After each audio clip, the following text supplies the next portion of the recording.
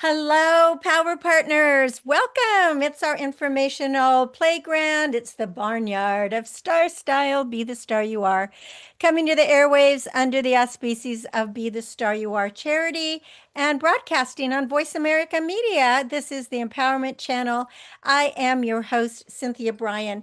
I'm excited to bring this show to you today because it's really all about teaching financial health and financial independence for young people, something I believe very strongly in, because when we teach our children about financial literacy, they will understand money matters. They'll know how to be disciplined, how to save, and the importance of self sufficiency. So, this hour of power is suggesting that parents empower their kids to be financially astute because that will ensure happiness, health, and stability, which I am a very big proponent. The miracle moment brought to you by Be the Star You Are. Visit Be the Star You Are at bethestaryouare.org. And this is from Leo Tolstoy. If you want to be happy, be. Can't get any more simple than that, right? So I think it's choose happiness. Well, this whole show is going to be about financial literacy, specifically how we can help our kids with it. It was a big thing for me as a kid growing up on the farm. I started raising chickens at age 8 and keeping very clear records because I was selling the eggs and buying the food and all of that. And as a child on a farm, you actually start working almost as soon as you can walk doing something. So I've been working really my whole life, but saving and being financially literate is really important. And I think my childhood being in 4-H and learning to save and learning to budget has really helped me as an adult. Now, we just had graduation season, and a lot of people have graduated college, graduated high school, and the steps to being self sufficient and to become an adult, they start long before you have to earn that diploma. And not everybody is going to college. So a lot of people are starting their adult lives right out of high school. It's not easy being a young person right now. We know it. It's probably never been easy, but Generation Z is facing a convergence of challenges from this horrendous job market to uncertainty about the impact of AI.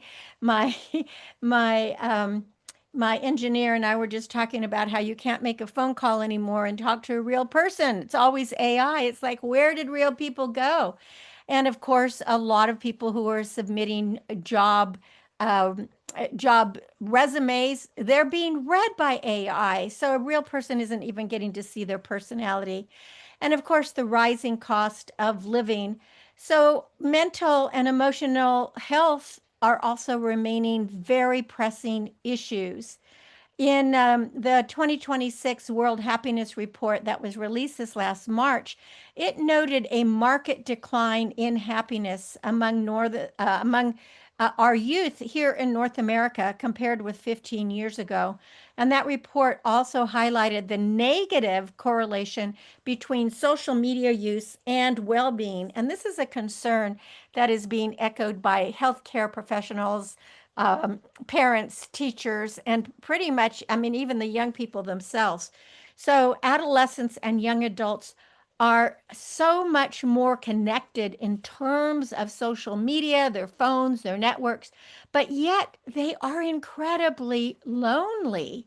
The degree of stress is very real and it's overwhelming. And, as adults, we need to help young people take good care of themselves because it's so hard to be successful in anything when you are completely flooded with stress. And job apprehension is so high. It's probably one of the number one things on the list of stressors. A 2026 survey of recent and upcoming college graduates by that job search company Monster, it found that 89% of respondents worry that AI is going to replace their entry level roles. 89%. And other findings include a willingness to take lower paying or less than ideal jobs that might provide some financial stability. And for the long term, however, many educational consultants are recommending that young people lean into careers that are going to engage them at a deeper level. I mean, the general philosophy, it seems, is to pursue what genuinely interests you. I think that's something that's very important. I like to work with students who determine paths that they care about, and you can balance those with discussions about practicality and career prospects. But the students who do the best aren't the ones who follow passions blindly or the ones who chase the hot majors. Um, the integration point is somewhere between the two. So, a student who loves painting and drawing, for example, they might take a design class and maybe a minor in studio art. And in that path, it'll honor the creative drive that will open real career doors. But success in a rapidly evolving world often stems from adaptability. So, if a student has the right thinking and the right learning skills, along with the ability to identify problems and issues, they'll probably be fine because those same critical thinking skills can also help young people identify the niches in which the ever changing job market is happening. Now, there is no one size fits all approach to successful adulthood. I mean, we know that, right? There is only one consistent truth, and that is that progress hinges less on external achievements and more on the internal capacity for growth. Um, Local experts are pointing to increasing importance of very meaningful, real world relationships and building resilience through early responsibility, learning from mistakes, developing self trust. And young adults have to learn to navigate stress with practical tools, and they got to care for both their physical health and their mental health. And young people, well, all people, need to feel confident in their ability to handle uncertainty. Strong communication skills, independent thinking are essential, as well as a willingness to take risks, show enthusiasm, and demonstrate selflessness. Now, most kids don't know what they want to do with life. And of course, they really shouldn't have to. When you're young, you don't really know what the rest of your life is going to be. And that's kind of what jobs and college and classes, that's what they're for. They're so that you can kind of figure things out. You and the most successful individuals are going to be the ones who are willing to try things, to learn new things, to grow, regardless of the outcome. We're all going to fail at some times. But here's where finances are really coming in, because having financial resources, it's a key to living independently. And so many young people lack that basic understanding of cash flow, of credit, and all related topics.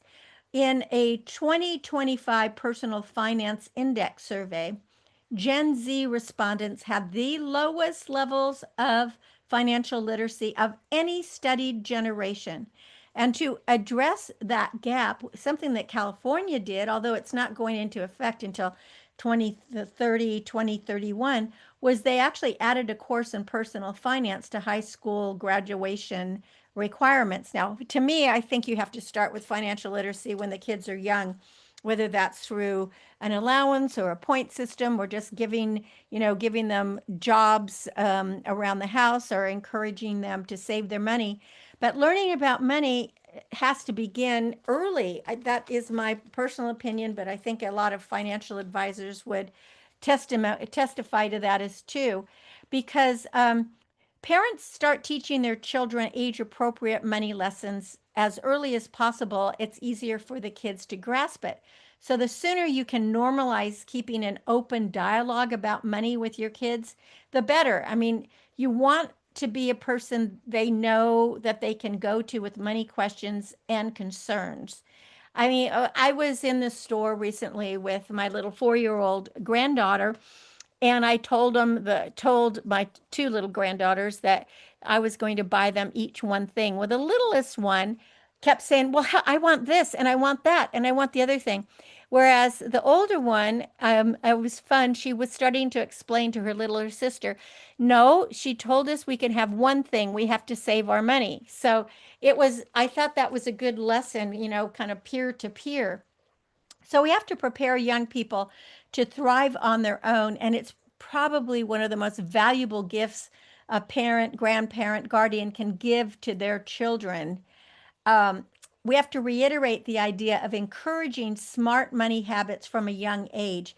And a great place to do this is the dinner table. You could have an open dialogue with your family around budgeting, responsible spending, including living within your means. Now, some people provide an allowance. I never had one, and I didn't do it for my kids.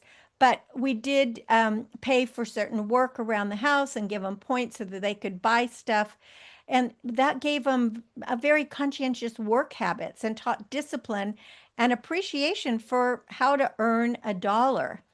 Now, young people exist within an interconnected system of support, and that's really important. But I believe it's paramount that kids understand that they don't have to deal with the world on their own. And I have to encourage young people to go deeper than the surface level connections that they might have online, because so many kids just have, these online relationships. But what's important is what's in the real world. Those kind of camaraderies, those kind of connections, relationships that are going to ultimately translate into real trusting support. And parents are an integral part of that support system, yet it's equally important that young adults build competence and confidence in themselves outside of their family. Because all too often, mom or dad try to overcome obstacles for their kids rather than allowing them to devise solutions on their own. So the suggestion for parents is to pause and maybe, ask the kids, what is it that you need now? Is it a hug? Do you need to be heard? Or do you want me to try to help you? I mean, that question helps young people reflect on what they actually need rather than triggering a knee jerk response from parents. So, the goal, what we're trying to do for young people, is help them know that they have the tools to figure things out. Now, I think it's important for parents to step back a little and encourage kids to set objectives, create accountability, provide support without, being the decision maker, because it's really difficult for parents. We're very emotionally attached. We want to protect our kids from pain, but the thing is we have to let them mess up. I've always told sometimes you got to let them touch the fire to know that they're going to get burned. Now, mentors outside the immediate family are really useful because they can provide guidance and adult perspectives without hindering autonomy. So, getting industry advice from people who are already working in the field, for example, can be invaluable. And that might even offer some networking opportunities. Uh, Students need to have an independent supporter who can hold them accountable without taking over. I mean, I've done this for years being a coach to young people of, piggybacking on the guidance of their parents, but also being that outside person that they knew they could trust. So, a vital move that parents can make is to model positive behavior, including managing stress, seeking help as needed, and caring for their own physical, mental, and physical well-being. And you have to model the resilience that you want your kids to develop. We have to show our kids. We can't just tell them and we can't just expect them to know what to do. So, it's like show them, don't tell them. And as youth move towards independence, physical health is often one of the first areas that kind of slip through the cracks because so many young adults find themselves without a primary caregiver. They rely instead on emergency rooms, and they're navigating life and they're leaving that pediatric care, but they're not yet establishing a medical home. And those things are very important. So parents can gradually prepare teens starting maybe around 14, 15, 16 to take ownership of their health. They can help the kids schedule their appointments, maybe manage prescriptions. And then, as these life skills are especially critical for individuals, especially if the kids have ADD or ADHD, they may struggle a little bit more with organization and follow through. So, healthy nutrition, sleep habits are also vital. And young people often underestimate how much fuel and rest they really need. And these are factors that are essential for everything from focus to daily function. So we need to, as parents, caregivers, help young people develop stress management practices, build positive relationships without fear and not to fear failure, and to adopt healthier habits, in terms of sleep, nutrition, exercise, friendships, etc. And at the same time, educate them on how the mind works and teach them to observe their thoughts rather than reacting to them. And then, of course, there is the whole financial thing that we have to teach them, which is really imperative as well. And I'm going to talk about that a little bit more on the money matters, but I'm going to take a quick break here and then we'll come back and continue this talk about higher learning, money matters, and how to support our teens who are becoming adults and the young adults who are becoming adults, and how they can make their lives easier. You're listening to Cynthia Brian. This is Starstyle, Be the Star You Are. I'll be right back. In the meantime, why don't you go visit cynthiabrian.com.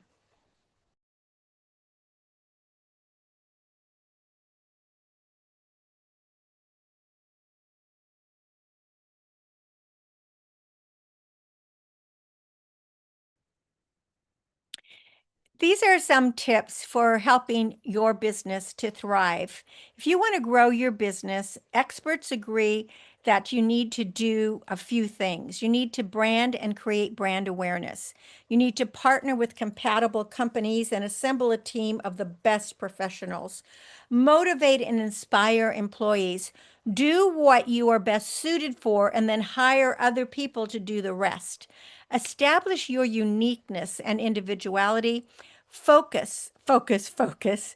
Expand with a strategy and exploit and explore needs in the marketplace to evolve new products. But the most important thing of all when you're trying to grow your business is to persevere, persevere, persevere. Remember, you're the star of your own performance. Turn your passions into profits. I'm Cynthia Brian with another business bite from Starstyle. For more information, visit cynthiabrian.com. That's Cynthia Brian, Brian with an I.com.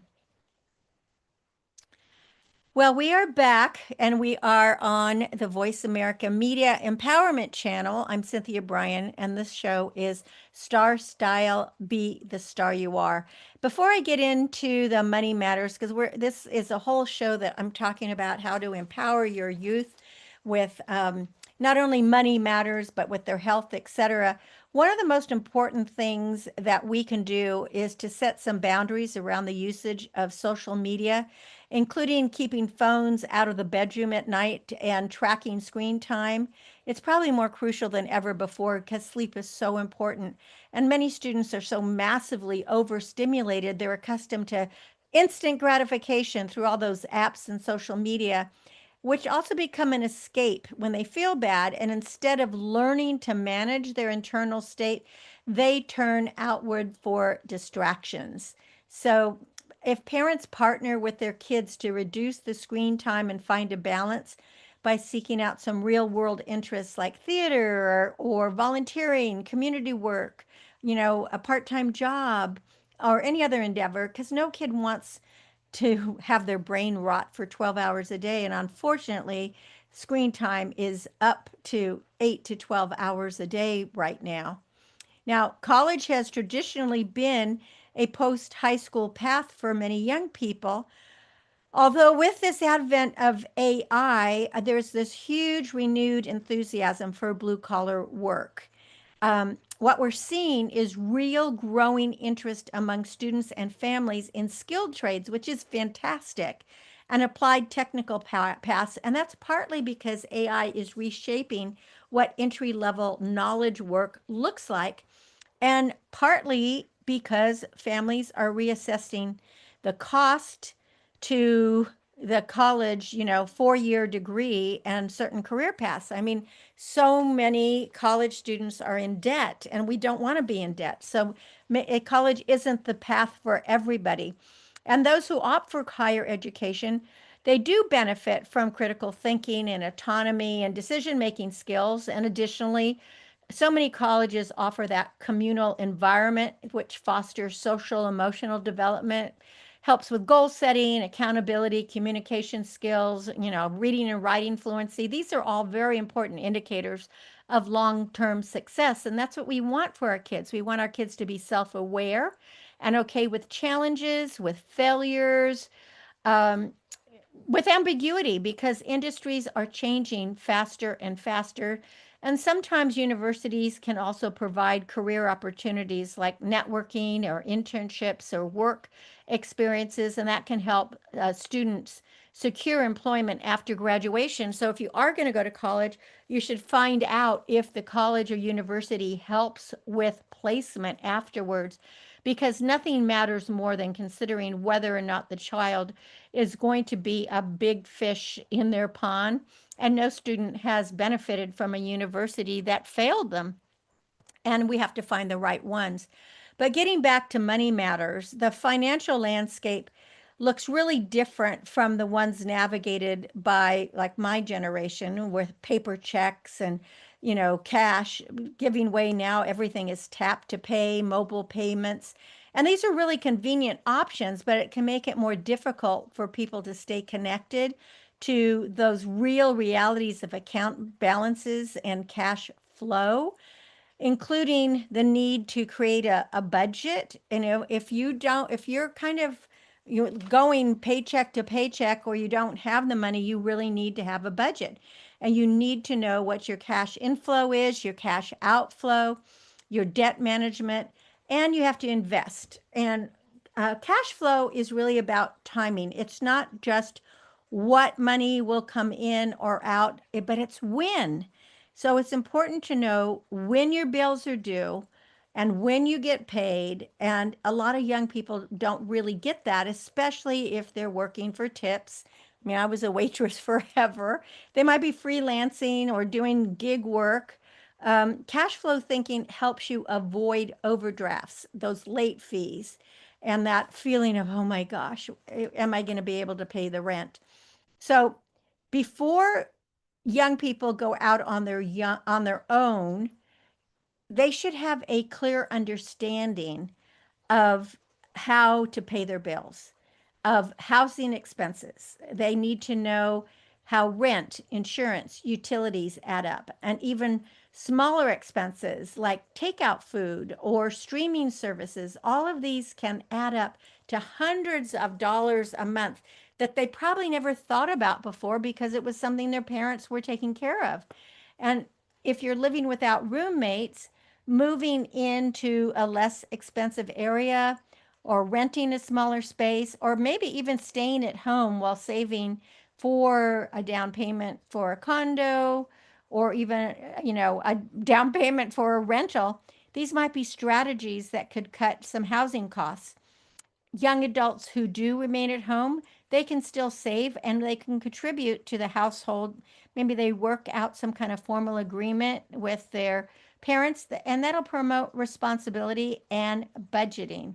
So, debt management is also imperative, really imperative. An over reliance on credit cards can be especially dangerous. It impacts your credit scores and generates interest costs.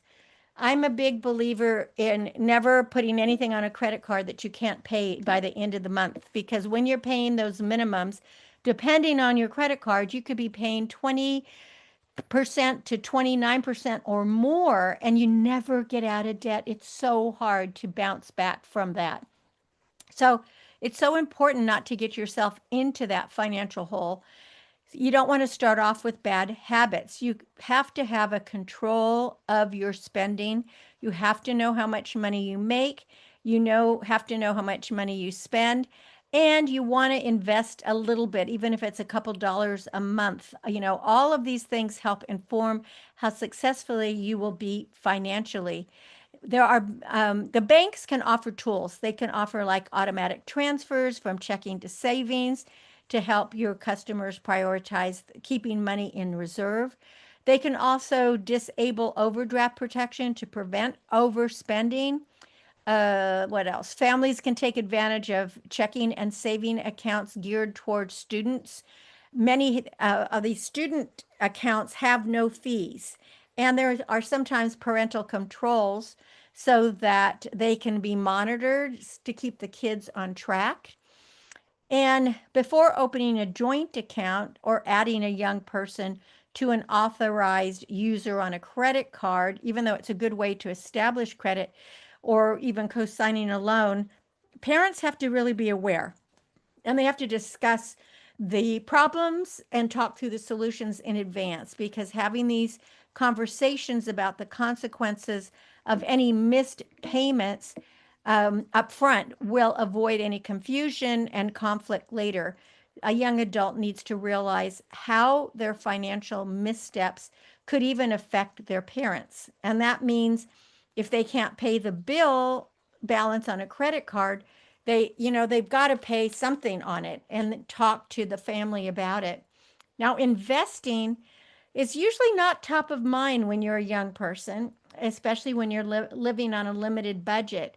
But what you got to think about is that compound interest. So even a small contribution like $5 a week, that can grow significantly over time, and that growth builds a habit in itself and it can lead to substantial gains. And then little by little, you can add a little bit more. Now, custodial investment accounts, CDs, there are high yield savings accounts. They can all be good entry points for children and for teens. And young adults should contribute to workplace retirement plans if they're offered. And if not, they can open a Roth IRA. That's a really powerful tool to start with. It allows your investment to grow without taxation. You pay tax when you make it at the very beginning, and then when you take it out at retirement age, you're not going to pay anything. So investing doesn't require a large sum at the outset. It just requires making informed, risk-based decisions. And parents can be such a great resource. And they can, and as well as outside mentors, including any financial advisor or teacher, an entrepreneur, a coach, anybody that you trust. Now, financial institutions also offer some insights and information on their websites, and maybe families can work together to talk about setting up these educational financial systems.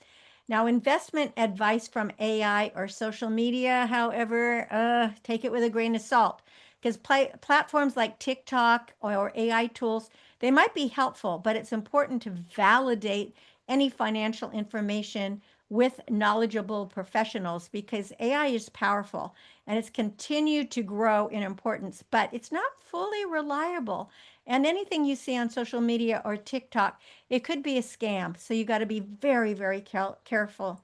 And ultimately, money smarts are about building habits that last, from tracking spending and managing cash flow to avoiding any unnecessary debt and investing early, which is the path to financial stability for young adulthood. And it's grounded in consistency and awareness. So, young adults need to know that it's the discipline of building good financial habits that's going to bring them the most financial freedom over the long run. And that's so important. So, this is just, I want to leave you with a cheat sheet of some steps that can help young people set themselves up for financial stability, and parents or their guardians or trusted adults can maybe help with this. So establish a savings account that covers 3 to 6 months of expenses. Keep it in reserve for emergencies only. And then create a budget that fits within your means and stick to it. There's a 150-30-20 rule. 50% of post-tax income goes to meet needs, 30% goes to wants, 30% goes to savings and debt. I mean, 20% goes to savings and debt. You want to monitor your accounts weekly and review spending and cash flow, and always check for fraudulent activity. You want to build credit without incurring unnecessary debt and pay off balances in full every month. That's my rule. Pay off your balances. If you do have debt, you got to prioritize paying higher interest balances, like on your credit cards, and you might need some help with that. Invest early and often and take advantage of 401ks and Roth IRAs. Seek out advice from trusted sources or trusted financial institutions, not from social media. Pay yourself first by establishing an automatic transfer to your savings and retirement account, and set some clear financial goals for short and long term. For example, putting aside funds for a vacation, or maybe saving, for to move out, or for a home maybe you want to buy someday. So improve your financial literacy by utilizing online resources at your bank and at financial institutions. Well, that's all I've got for you for today. It's been a pleasure to bring you this program, hopefully on helping youth be more successful by getting them financially literate and, knowing that money matters and their health matters. So stay tuned to Starstyle Be the Star You Are every week here on Voice America Media. I am Cynthia Brian, and I want you to change your life for the better and know that your dreams can come true.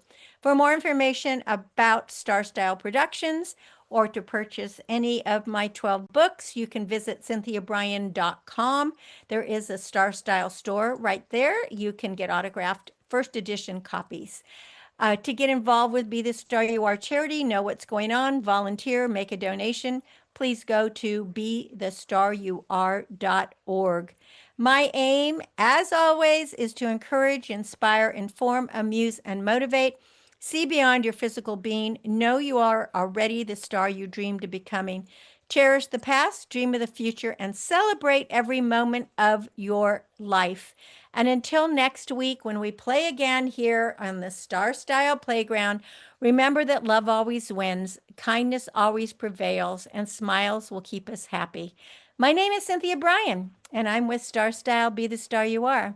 And I'm encouraging you to be kind, inclusive, truthful, live with integrity, embrace cultures, love unconditionally, encourage others, be generous, read, lead, succeed, communicate, collaborate, innovate. But most of all, be your unapologetically authentic self, because everyone counts. Go out into the world and be the star you are, and enjoy this summer. Summer is such a special time. Happy summer. Be safe, be happy, and be financially literate.